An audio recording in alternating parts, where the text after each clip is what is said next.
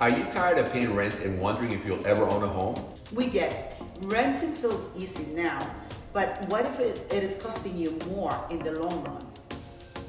Hey everyone, I'm Elias. And I'm Alejandra, your real estate brokers with Empire Fine Homes, helping buyers just like you make a smart real estate moves. Let's talk about why homeownership is one of the best financial decisions you can make in 2025 and beyond. When you own a home, your monthly payments help you build equity, meaning your investment grows as home values go up. In fact, 79% of buyers believe homeownership is a great financial investment, and for good reason. Of course.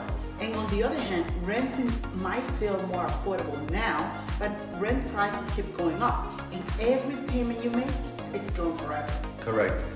Renting builds your landlord's wealth, not yours. If you can afford to buy now, it's the time to take control of your financial future. Owning a home means stability, security, and wealth building for years to come.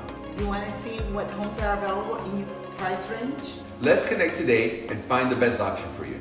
If you found this helpful, don't forget to like this video, subscribe to our channel, and share it with someone who needs to hear this. We'll see you in the next one.